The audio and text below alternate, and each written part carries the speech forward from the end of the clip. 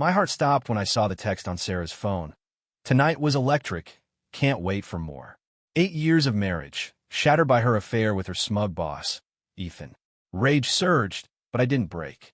I turned their lies into a trap, exposing their betrayal without breaking the law. This is how I outsmarted them, reclaimed my life, and walked away stronger. Dive into a story of deception, cunning, and a revenge that hit harder than they ever expected. Subscribe for the full ride. My name's Mark Thompson, 35, a software engineer living in Seattle's Capitol Hill with my wife, Sarah.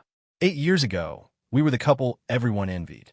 Weekend hikes through the misty trails of the Cascades, late-night sci-fi marathons curled up on our worn-in couch, and big dreams of starting a family someday. Our cozy craftsman home, with its creaky floors and overgrown backyard, felt like our sanctuary. Sarah's laugh could light up a room, and I'd spend hours coding just to see her smile when I'd surprise her with coffee from her favorite roastery. Life wasn't perfect, but it was ours, and I thought we were unbreakable. Lately, though, something's been off. Sarah's a marketing manager at a flashy downtown firm, and her job's been swallowing her whole. Late nights, last-minute meetings, and a phone that never stops buzzing. I catch her staring at her screen, her brow furrowed, typing furiously, then brushing it off with a forced smile. "Just work stress," she'd say, tossing her chestnut hair over her shoulder. I believed her, or wanted to, but her warmth, that spark that used to greet me at the door, started fading. Her hugs felt rushed, her kisses perfunctory. I chalked it up to deadlines, maybe a big campaign. After all, we'd weathered storms before. Her mom's illness, my startup's collapse. We always came out stronger.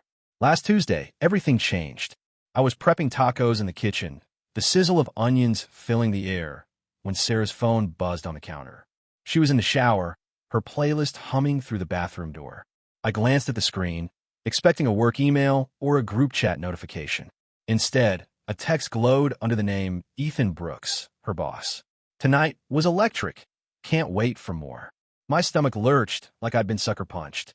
The words burned into my brain, each syllable a betrayal. This wasn't a client update or a project reminder. This was personal, intimate, wrong. I stood frozen, the spatula limp in my hand as the onions charred in the pan. Ethan Brooks. I'd met him at her company's holiday party last year. Mid-40s slick-back hair, the kind of guy who drove a Tesla and called it sustainable swagger. He'd shaken my hand with a grip that screamed dominance, his smirk saying he was untouchable. Sarah had laughed off his charm, calling him all talk, but I'd seen how his eyes lingered on her, how he'd lean in too close during their work chats. I'd brushed it off as paranoia. Now, that text mocked me, proof I'd been blind. My first instinct was to storm upstairs, yank open the shower curtain, and demand answers. Was she cheating? How long? Why?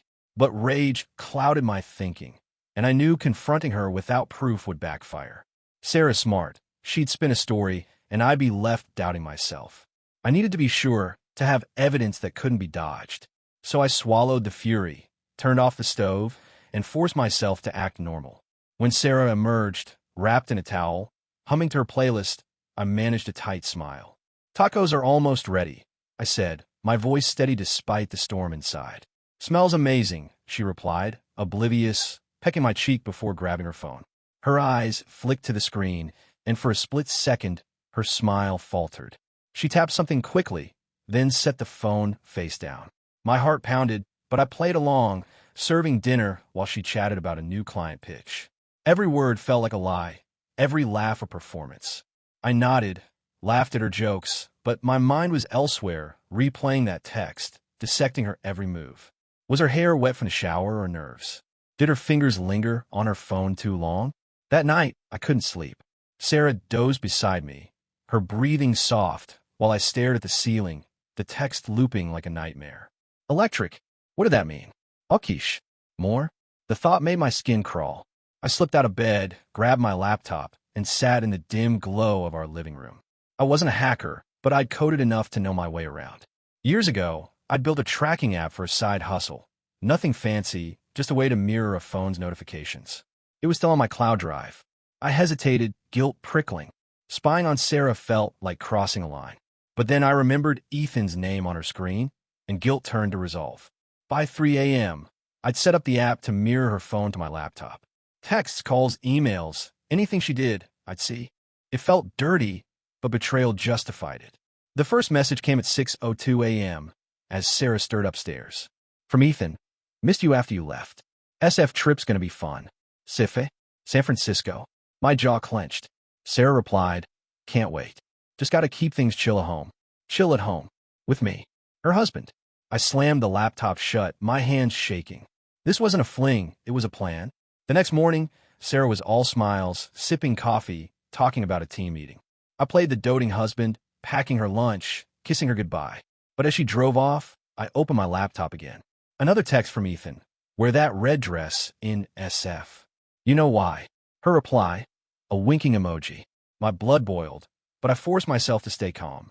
Confronting her now would tip my hand. I needed more dates, times, proof that would bury them both. Ethan thought he could steal my wife, mock me with his smug charm. Sarah thought she could play me for a fool. They were wrong. I started digging deeper, cross-referencing her calendar, checking her firm's public events. A team retreat in San Francisco was scheduled next month, but the hotel listed wasn't the usual chain. It was a boutique spot, all luxury suites. Ethan's doing, no doubt. I pictured them there, laughing, tangled in sheets, while I sat home like an idiot. The image fueled me. I wasn't just fighting for Sarah, I was fighting for my dignity, my life. By the time she got home that night, I had a plan. I'd play the perfect husband, keep her close, and gather every shred of evidence. Then, when the time was right, I'd make them both regret crossing me. This is just the beginning. Stick around to see how I turned the tables, outsmarted them, and reclaimed my life. Have you ever faced a betrayal like this? Drop your thoughts in the comments, hit subscribe, and let's dive into part 2.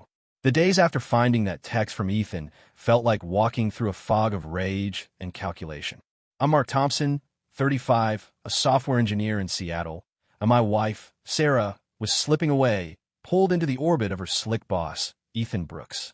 That electric text on her phone had cracked open my world, revealing an affair I hadn't seen coming. But I wasn't about to let anger cloud my judgment. If Sarah and Ethan thought they could play me, they were about to learn how wrong they were. I'd play the devoted husband, keep my cards close, and dig until I had enough to bury them. Every morning, I woke before Sarah, checking the mirrored notifications from her phone on my laptop. The app I'd set up was a silent traitor, feeding me her secrets. Texts from Ethan came like clockwork, thinking about you in that meeting, followed by a smirking emoji or SF's gonna be our escape. Sarah's replies were coy but eager, counting the days, or you make work fun. Each message was a knife, twisting deeper, but I saved every one, building a digital dossier. They were planning a work trip to San Francisco in 3 weeks, booked at a boutique hotel that screamed affair, not conference. My gut churned imagining them there, but I channeled the pain into focus. I needed more than texts, something undeniable. Sarah didn't suspect a thing. She'd come home, toss her bag on the counter, and ramble about her day while I nodded, forcing smiles.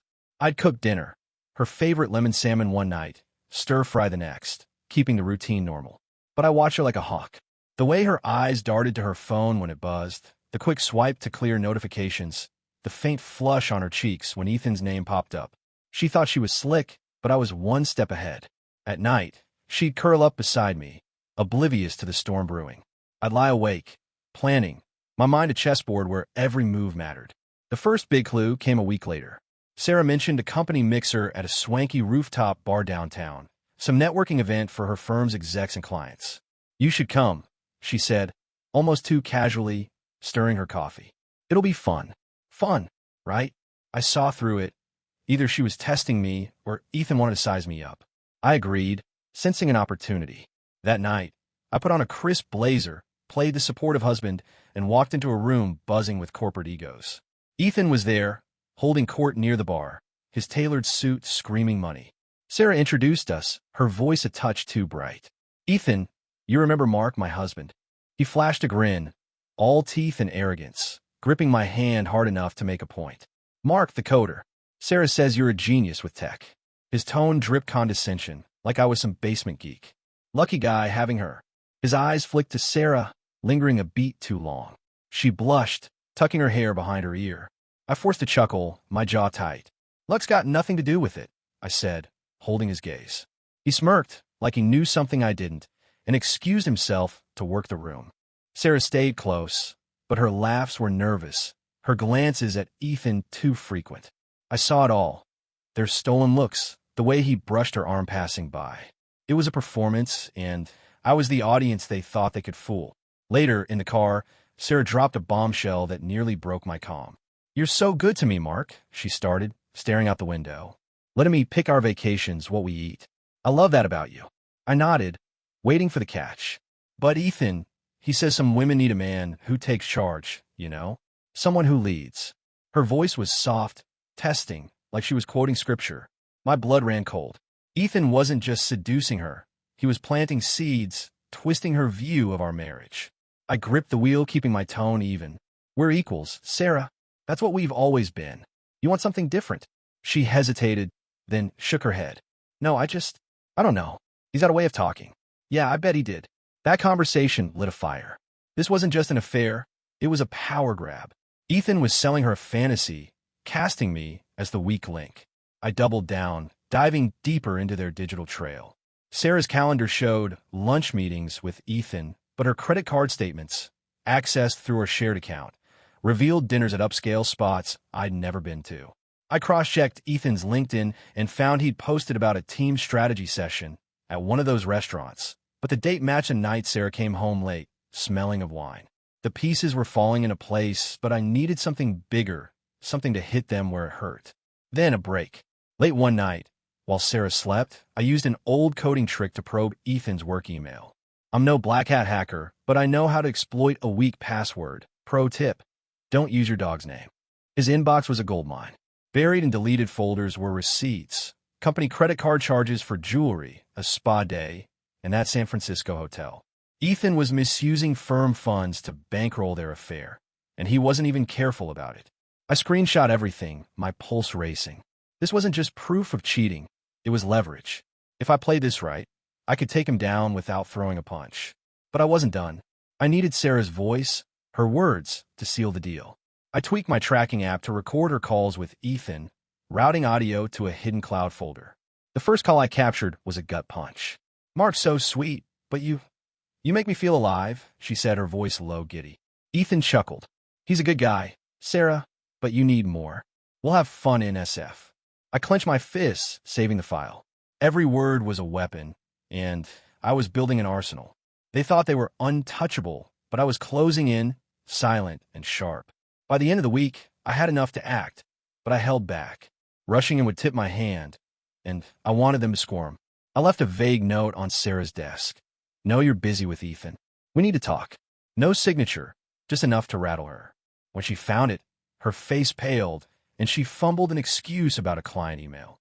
I smiled, playing dumb. The game was on, and they had no idea who they were up against. Stick with me for part 3 to see how I set the trap that changed everything. Ever caught someone a lie? Share below, hit subscribe, and let's keep this story rolling. My wife, Sarah, was entangled in an affair with her boss, Ethan Brooks, a smug VP who thought he could rewrite our marriage. That electric text I found on her phone had sparked a fire in me. Not just anger, but a cold, calculated resolve. I've been playing the perfect husband, cooking dinners, smiling through her lies, while secretly building a case with texts, call recordings, and damning emails. Ethan was funding their San Francisco work trip with company money, and Sarah was eating up his talk of needing a stronger man.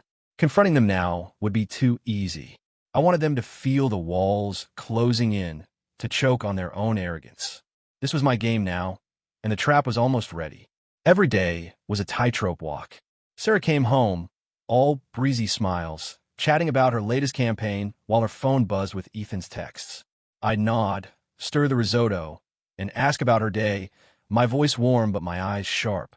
My laptop, tucked away in the home office, was a silent ally, capturing her every digital move. The app I'd rigged mirrored her texts and calls, and the recordings were gold.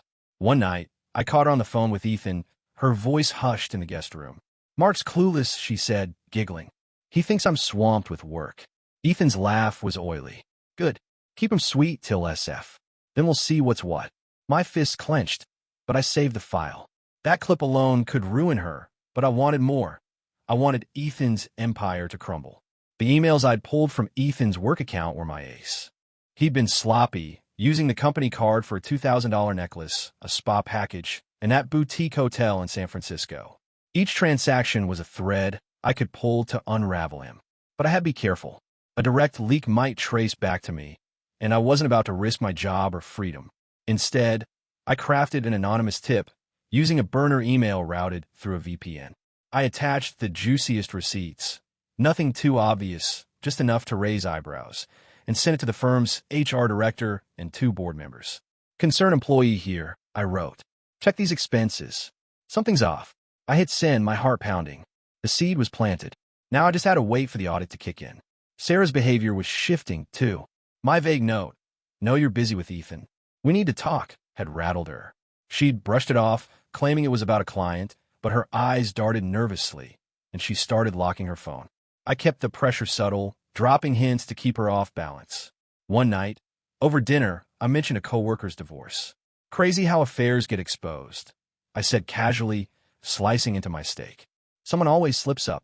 Her fork froze midair, her face paling. "Yeah, crazy," she mumbled, changing the subject. I hid a smirk. She was squirming, and Ethan would be next. The company mixer had given me a red on Ethan's ego, but I needed to see him sweat. I got my chance at a charity gala Sarah's firm was sponsoring. She insisted I come, probably to keep up appearances. The venue was all glitz, chandeliers, champagne flutes, Seattle's elite schmoozing in black tie. Ethan was there, working the crowd, his arm brushing Sarah's as they laughed with clients. I hung back, sipping a drink, watching. When he spotted me, he sauntered over, his grin predatory.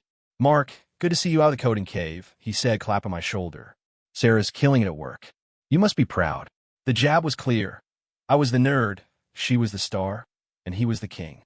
I smiled, my voice cool. "Proud's an understatement. She's one of a kind." His eyes narrowed, like he sensed the edge in my tone, but he moved on, oblivious to the noose tightening. That night, Sarah dropped another clue, and it nearly broke me. We were on the couch, some Netflix show droning in the background, when she turned to me, her voice soft. "Mark, you're so steady." "I love that. But Ethan says some relationships thrive when one person takes the lead, you know? Like really owns it." She was parroting him again, his toxic alpha nonsense seeping into her. I swallowed hard, keeping my face neutral. "You think I don't lead?" I asked, my tone light but probing. She backpedaled, flustered. "No, it's not that. It's just different. Exciting. Exciting." The word stung, but it fueled me. Ethan wasn't just stealing her. He was selling her a lie, and she was buying it. I upped the ante. Using my tracking app, I tapped into Sarah's work calendar and cross-referenced it with Ethan's public posts. A strategy lunch she'd mentioned was at a rooftop restaurant, but Ethan's Instagram showed him there with a glass of Pinot, no team in sight. The date matched a night Sarah came home late, her lipstick smudged. I dug into her email, finding a confirmation for a private dinner reservation under Ethan's name. My stomach twisted, but I saved it all. Every screenshot, every call, every lie. The puzzle was coming together, and I was ready to flip the board. The final piece was a gamble. I knew Sarah was meeting Ethan for drinks after work, based on a text I'd intercepted. 8 p.m., the nest, with a black dress. I accidentally sent her a calendar invite for a fake dinner with friends at the same time, same area. "Oops, meant to confirm," I texted her. "You free tonight?" Her reply was frantic. "Stuck at work? Rain check." I didn't respond. She'd lie to my face, but the pressure was building. Ethan, too, was slipping. I'd overheard a call where he snapped at a colleague, paranoid about someone snooping. My tip to HR was working, and their San Francisco fantasy was about to crash. By Friday, I had everything. A folder of texts, recordings of Sarah gushing about Ethan, and a paper trail of his embezzlement. The trap was set, but I held off springing it. I wanted them to feel the heat, to sense the ground shifting beneath them. Sarah came home that night, distracted, her phone glued to her hand. "Rough day?" I asked, pouring her wine. She nodded, barely meeting my eyes. "Just a lot going on." I smiled, my voice warm. "You'll get through it." She had no idea how right I was, or how much it would cost her. Stay tuned for part 4 to see the fallout. Ever set a trap for a liar? Drop your story below, hit subscribe, and let's keep this going. Their affair had shattered my trust, but I didn't lash out. Instead, I played the long game, gathering texts, recordings, and proof of Ethan's misuse of company funds. My anonymous tip to Sarah's firm had sparked an audit, and the vague note I left her, "Know you're busy with Ethan. We need to talk," had her on edge. I'd set the trap, and now it was time to watch it snap shut. This wasn't about revenge for revenge's sake. It was about reclaiming my life, exposing their lies, and walking away with my head high. The fallout was coming, and it would hit them hard. The first sign came Monday morning. Sarah left for work, her usual pep replaced by a jittery edge. She fumbled her coffee mug, spilling it on the counter, and barely mumbled a goodbye. My laptop pinged with a new email from my burner account's forwarded chain, an HR response to my tip, confirming an urgent review of Ethan's expenses. The board was involved, and whispers of misconduct were spreading. Ethan's empire was cracking, and Sarah was about to get caught in the rubble. I kept up my routine, coding at my desk, but my focus was on the storm I'd unleashed. By Wednesday, the cracks widened. Sarah came home late, her face drawn, eyes red like she'd been crying. "Rough day?" I asked, stirring pasta, my tone neutral. She sank into a chair, rubbing her temples. "You have no idea. Ethan's in trouble. Some audit thing. It's a mess." Her voice trembled, and for a moment, I almost felt sorry for her. Almost. "What kind of trouble?" I pressed, playing dumb. She hesitated, then shrugged. "Money stuff. I don't know details." Liar. I'd seen her texts, panicked exchanges with Ethan about covering tracks and keeping quiet. She was in deep, and the guilt was eating her alive. That night, I turned up the heat. After dinner, while Sarah scrolled her phone, I sat across from her, my laptop open. "Hey, Sarah," I said casually, "you ever think about trust? Like, how one lie can break everything?" Her head snapped up, eyes wide. "What's that supposed to mean?" she asked, her voice sharp. I shrugged, closing the laptop. Just thinking out loud. Work's got me philosophical. She forced a laugh, but her hand shook as she set her phone down. I planted another seed, and it was sprouting fast. Thursday was the breaking point. My contact at Sarah's firm, a buddy from a coding meetup who worked IT, texted me on the sly. "Brooks is suspended. Audit found thousands in shady charges." Board's livid. I grinned, but the real test was Sarah. She didn't come home till 10 p.m., her hair disheveled, mascara smudged. She dropped her bag, avoiding my eyes. "Mark, we need to talk," she said, her voice barely above a whisper. My pulse quickened. This was it. I leaned back, crossing my arms. "I'm listening." She paced, wringing her hands. "Ethan's been pushing me, saying things about us, about you. I got caught up and she stopped, tears spilling. I didn't flinch. Caught up how? I asked, my voice deal. She sank onto the couch, sobbing. He made it sound exciting, like I needed more than this. I flirted, met him for drinks, but I swear, Mark, it didn't go further.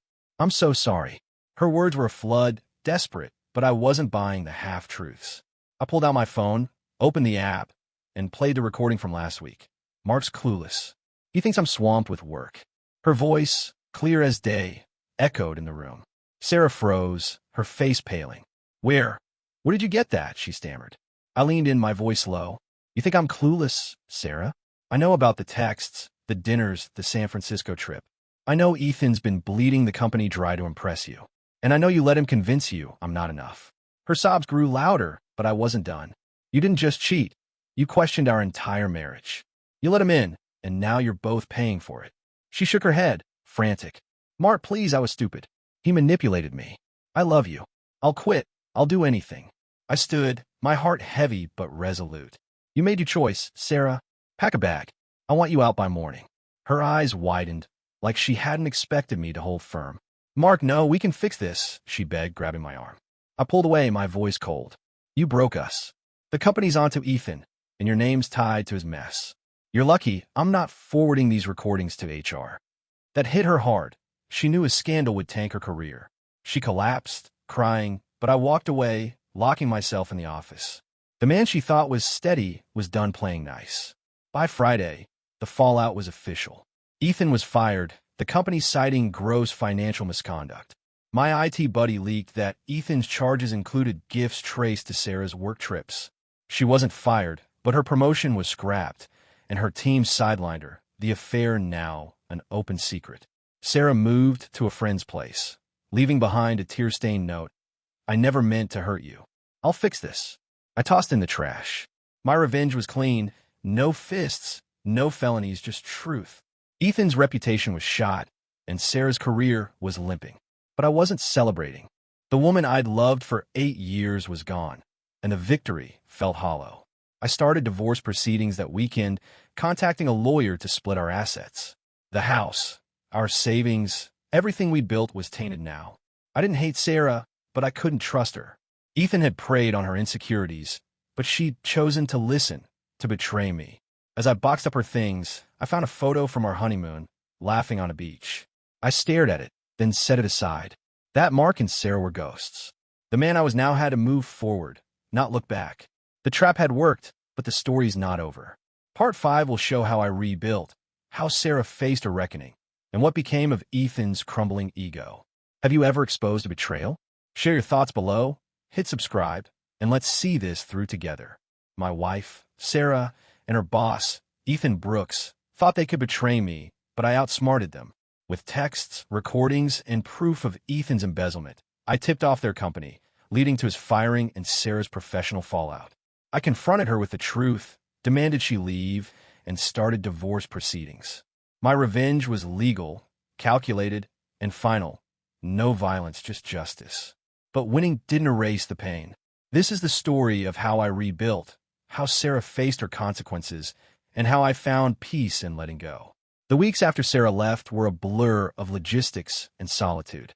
Our Capitol Hill home, once filled with her laughter and our shared dreams, felt like a mausoleum.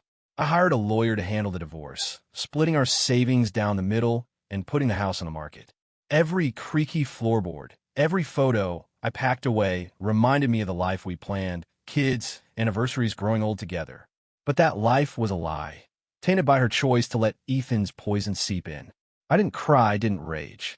I just kept moving, one box at a time, determined to leave the past behind. Sarah tried to reach out. Her calls came from new numbers, her voicemails a mix of sobs and apologies. Mark, I was wrong. I'll do anything to make this right. I deleted them without listening to the end. Her texts were the same. Pleas for a second chance. Promises to cut Ethan off. I blocked her, but one letter slipped through, delivered to our mailbox before the house sold. I let Ethan's ego cloud my judgment, she wrote. I see now what I lost. I'll always love you. The words stung, but they didn't sway me. Love without respect was worthless, and she'd proven she had none for me. Ethan's downfall was quieter, but just as complete. My IT buddy at Sarah's firm kept me in the loop. After his firing, Ethan's network dried up. Seattle's corporate scene was small, and word of his embezzlement spread like wildfire. His LinkedIn went dark, his Tesla repossessed. Last I heard, he was selling used cars in Tacoma, his charm useless without a corner office to back it up. I didn't gloat.